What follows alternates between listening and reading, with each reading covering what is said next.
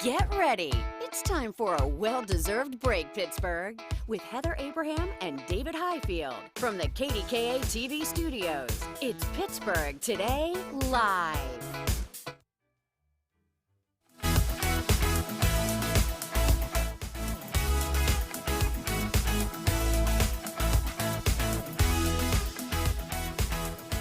Happy Wednesday! Yeah, and we're beginning this Wednesday with our What You Think Wednesday question. And so we got so many responses to this. I told you we would. Oh, people, so if you do put up a Christmas tree, do you put up a real one or do you put up an artificial one?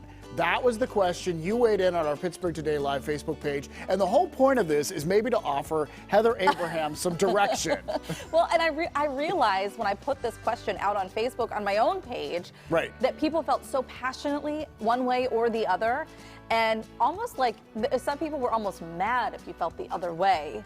Like, how dare you take away those special memories? Dare you? So anyways, I thought this would be a great What You Think Wednesday question. And it turned out to be a great one. Yeah, so let's see what you said. Deborah said, artificial now because it's just easier. We used to cut down our own tree when our daughter was young, loved it.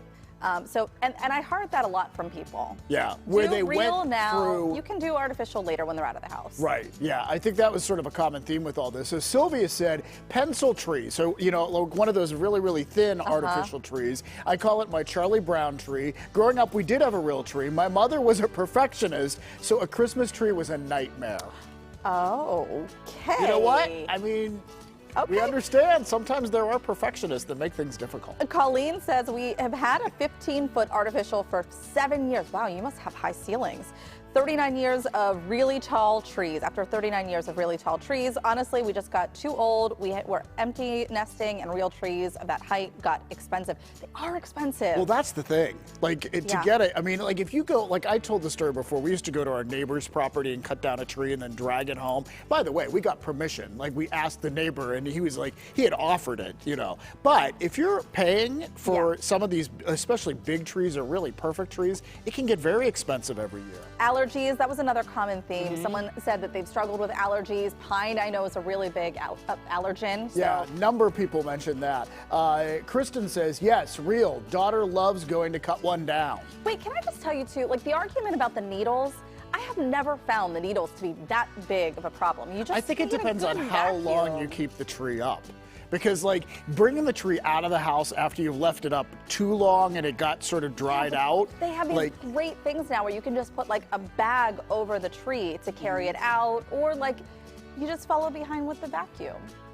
Okay. Right? Like, I don't know. I've never found it to be that. So that argument, I didn't buy into that much. I do miss the real pine scent. That smell that just kind of puts you in the mood for Christmas. So but we have not done a live tree in a long time. Yeah. And then the last time we had a live tree, we put it on the back deck so you could see it through the French doors and put lights on it. That's what you but like said. we didn't actually bring it into the house. I will tell you the best argument for not getting a real tree that I saw anywhere, and this is the one that got me, was the things that can be in the tree. Like someone mentioned that their husband had a tick on them after bringing the and like different various insects that can come out of the tree and nesting in them.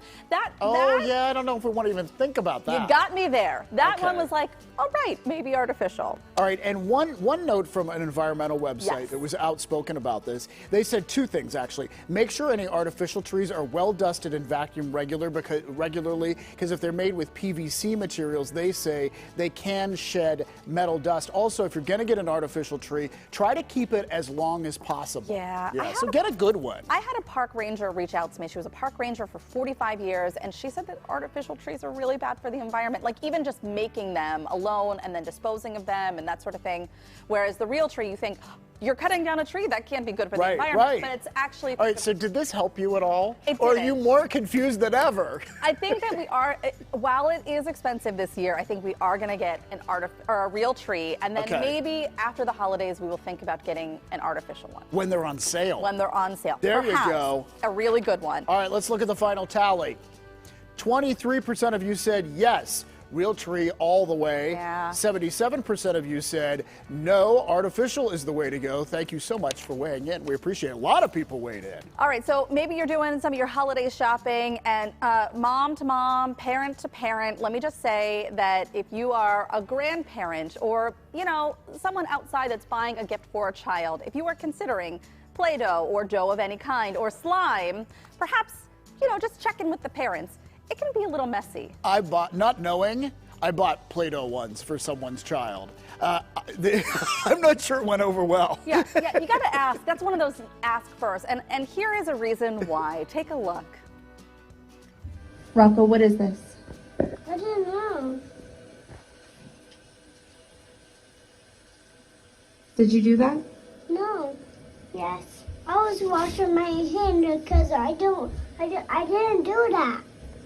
And that was an accident. Did you do it or was it an accident? It was an accident. Where's the Play-Doh? It was an accident. Okay, honey, but where's the Play-Doh so I can clean it up? I don't know. I know where it is. Where is it? It's on the table and it's open. It was an accident. I know what happened. I think I know what happened, Mom. Okay, what do you think happened? He got it. Wait, can I just tell you that Sunny's teacher told us during the parent-teacher conferences that she is a social justice warrior. Like, she gets involved in other people's business to rectify and make the situation right.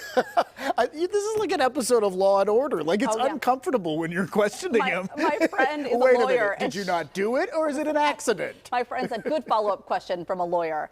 But that's Poor Rocco. He got the Play-Doh a little bit wet and then took off, and he was gone for 30 seconds. I had no idea. I did not purchase that Play-Doh. That Play-Doh was in Lila's book bag, which means he was snooping. He went into her book bag. He took it out. He opened it, got it wet, put it all over his hands. And I heard the water running, and I was sad. What were you doing? I was just washing my hands, and I thought, good. He's learning good hygiene. This is great.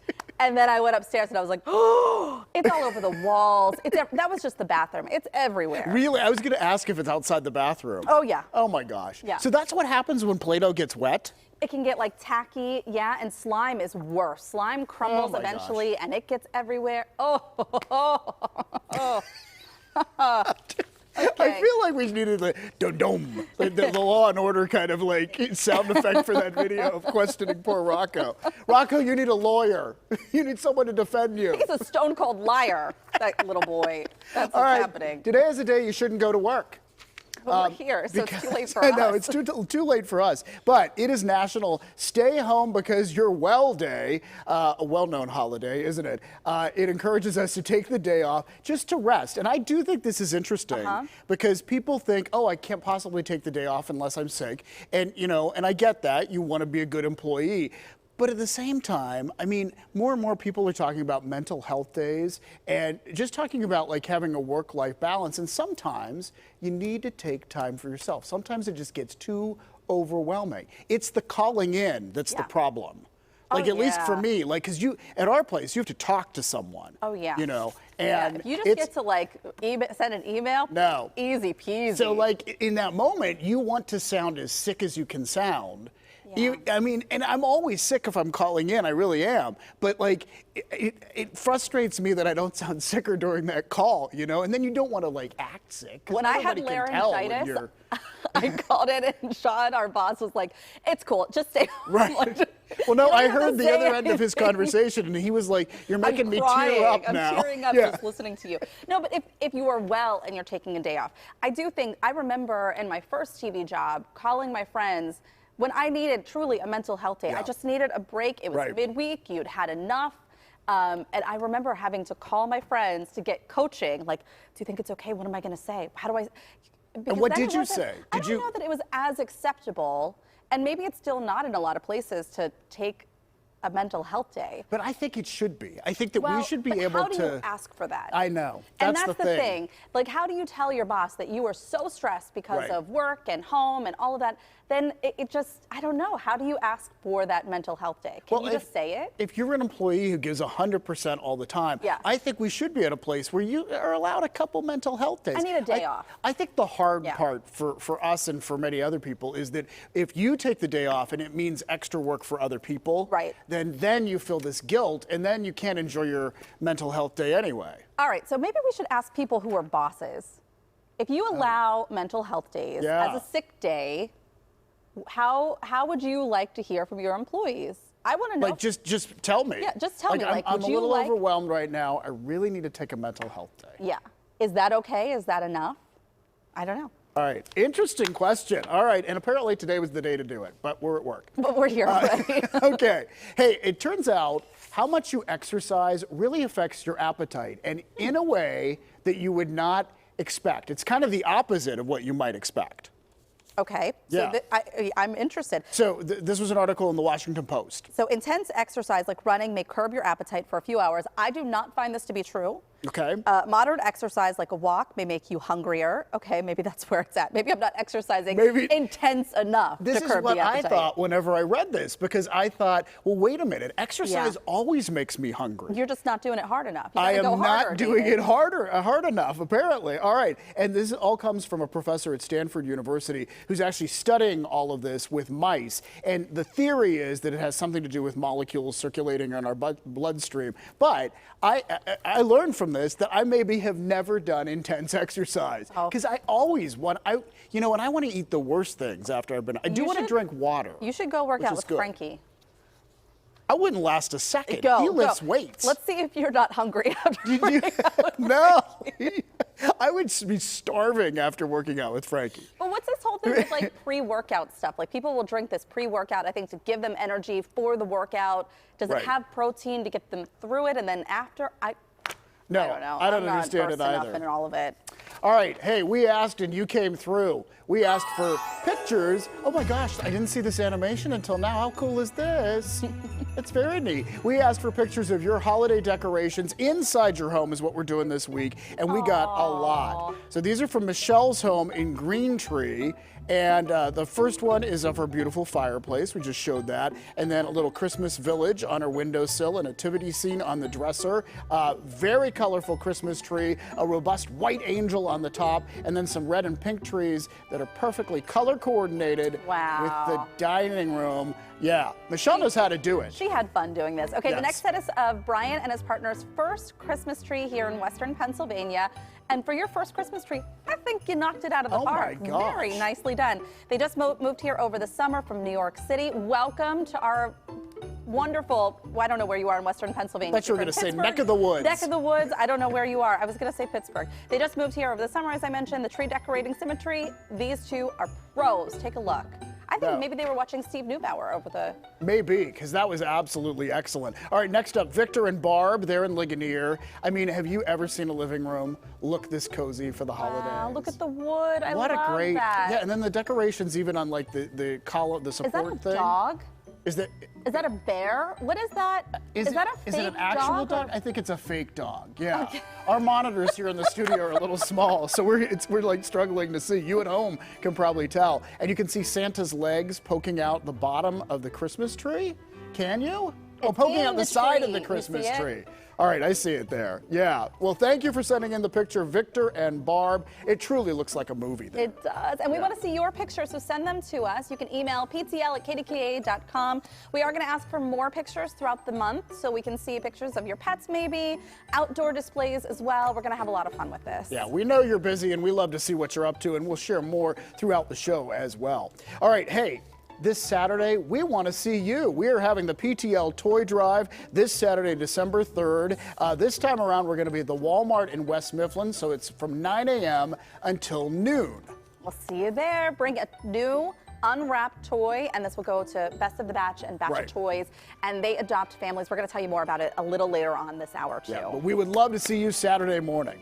All right, there is a lot ahead on today's show, and coming up, it's a quirky little show today. For starters, we have meerkats. You know, the small mongoose found in southern Africa. We're learning how they order pizza I told you it was quirky. And I don't know if we have actual meerkats here in studio. Maybe No, we should I don't think we do, clarify. actually, no. Plus, holiday parties are already popping up, and you know you gotta slay it with some fresh looks, some sleek, festive fashion ideas that won't have the Christmas tree dimming your shine just ahead. And the gingerbread display in downtown Pittsburgh is back. Our PTL camera is inside the City County building where iconic landmarks never looked so sweet. We're going to show you some of our favorites. That's just ahead. It's Wednesday, November 30th, the last day of the month. We are so glad you're spending your midweek with us here.